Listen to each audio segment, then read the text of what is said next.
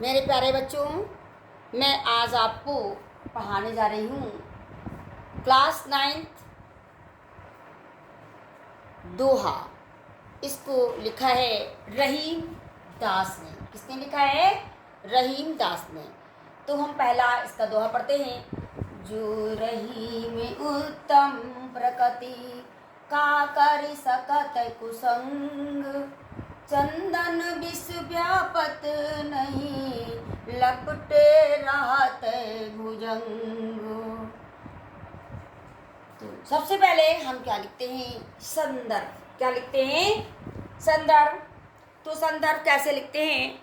प्रस्तुत दोहा हमारी पाठ्य पुस्तक काव्यखंड के दोहा शीर्षक पाठ से उद्धृत है।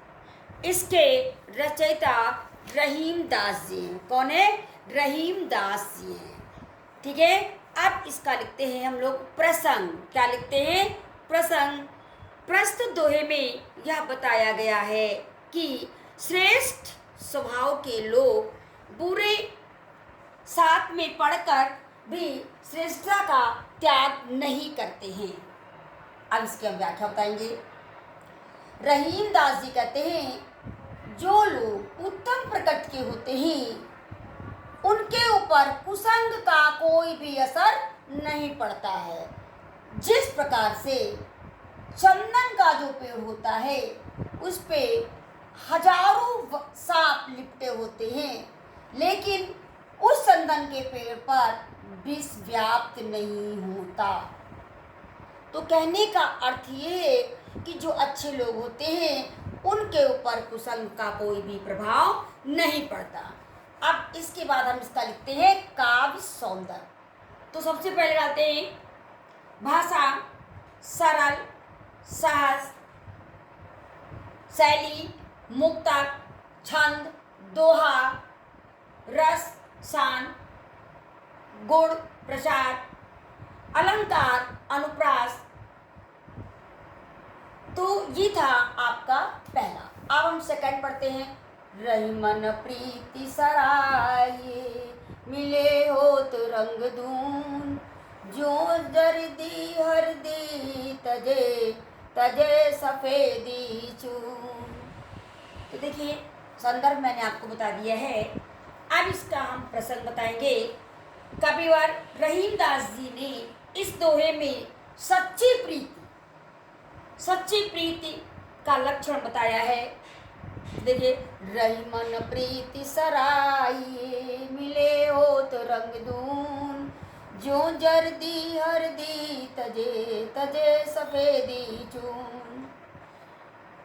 रहीम दास जी कहते हैं, उस प्रेम की प्रशंसा की जानी चाहिए जिसमें प्रेमी से मिलने पर प्रेम का रंग उसी प्रकार से दूना हो जाता है।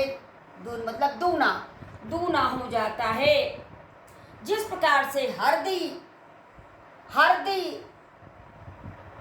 क्या करती है?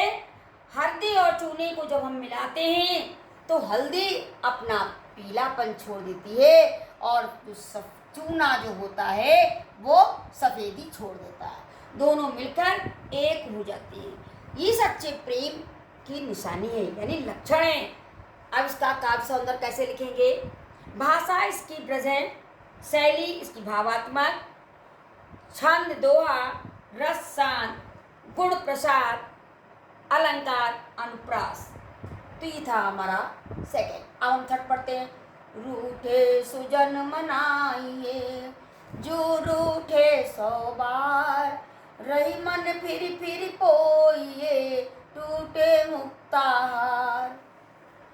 देखिए, इसमें सबसे पहले जब प्रसंग लिखेंगे तो उसमें लिखेंगे, इस दोहे में ये बताया गया है सज्जन लोग यदि रूठ जाएं आपसे तो उन्हें मनाने का प्रयास करना चाहिए।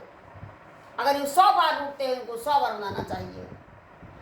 तो इसकी व्याख्या रहीम दास जी कहते हैं, सुजन मतलब अच्छे लोग, सुजन मतलब अच्छे लोग जब रूठ जाते हैं तो उनके पास जाना चाहिए और उनको 100 बार मनाना चाहिए। जिस प्रकार से एक मोती की मुक्ताहार, मोती की माला टूट जाती है तो उसको हम लोग बार बार पिरो लेते हैं।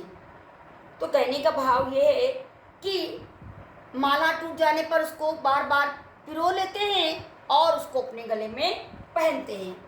तो सज्जनों के नाराज होने पर कभी भी उनसे दूर नहीं जाना चाहिए, उन्हें मनाना चाहिए, क्योंकि मोती हमेशा मूल्यवान होता है। तो ये था हमारा लेसन दोहा रहीमदास के लिखे हुए। Thank you.